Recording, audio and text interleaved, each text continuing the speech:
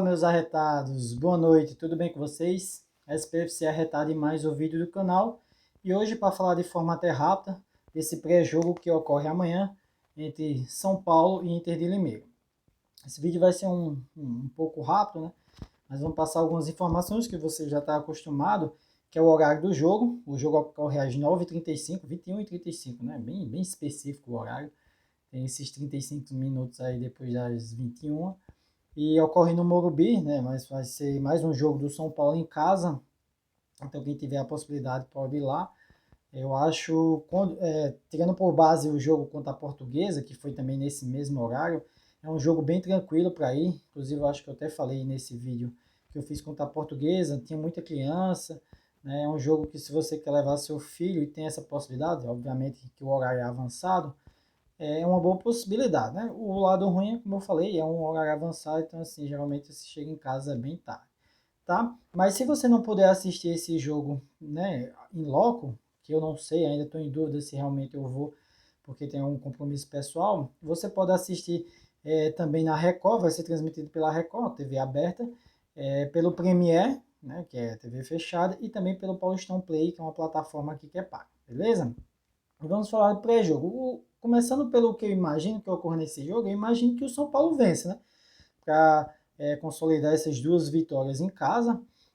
O time está bem desfalcado, eu vou falar um pouco sobre isso, mas já adianto a vocês que do jogo passado, tanto o Elton como o Orejuela, que são os dois laterais da gente titular no momento, sentiram dores, né, estiramento, então estão fora.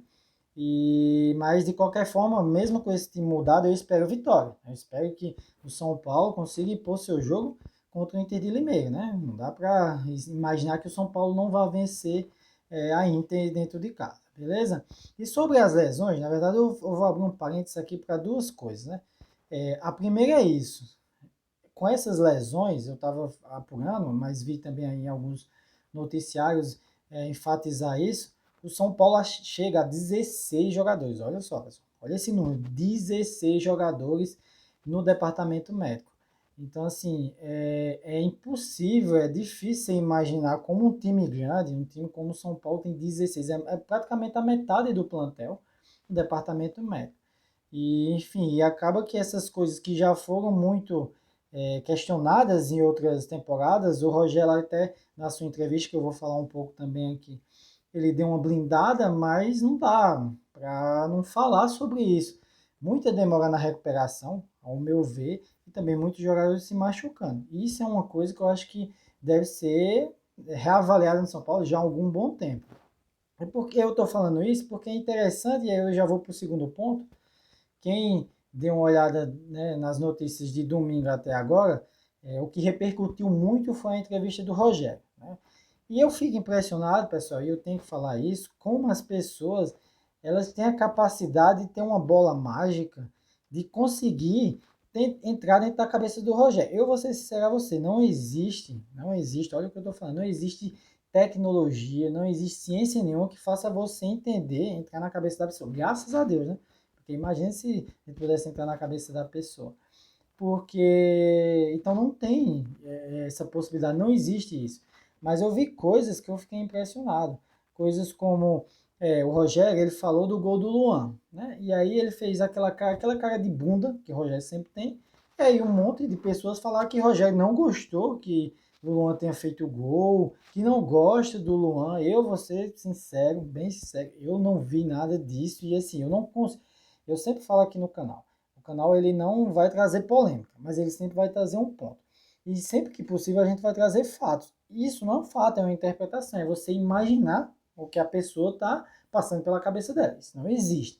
E é interessante que no mesmo tempo ele falou que a questão do Luan, ela passa pela questão da diretoria, porque a diretoria, ela tem vamos dizer assim, um cuidado para colocar jogadores, ou uma ressalva para colocar jogadores que estão em trâmite de renovar contrato.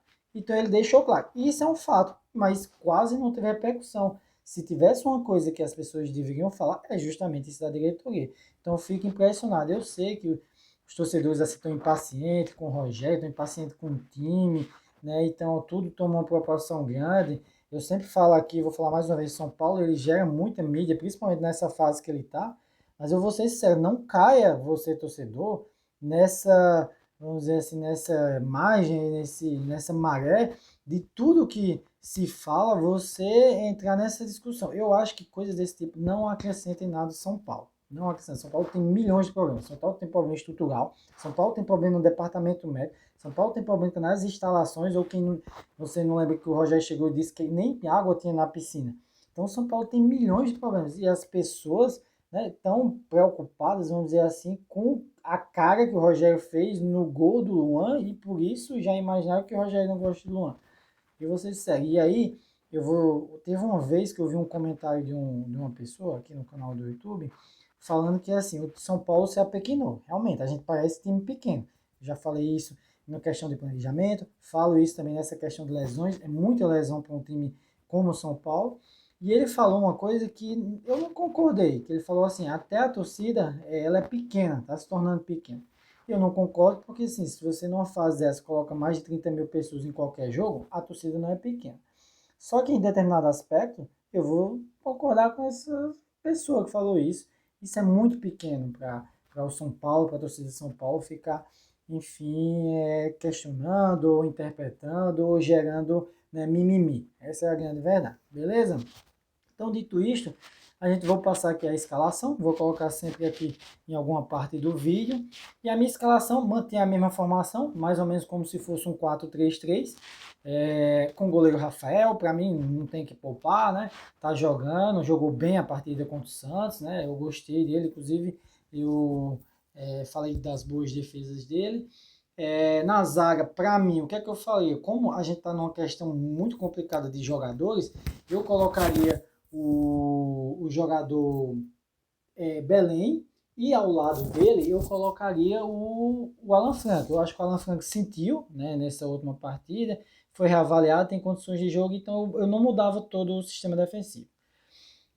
Até porque na esquerda vai ter que entrar com o Caio Paulista, esse é o que eu imagino, e na direita vai ser o Nathan, já que o Elton e o Orejuela sentiram, tá? E aí, chegando no meio de campo, minha ideia, eu que imaginava, eu queria ver o Luan, seja o Mendes ou o Luan, como eu falei até no pós-jogo contra o Santos, inclusive eu vou deixar o link na descrição desse vídeo, se tornou até o vídeo mais visualizado aqui do canal.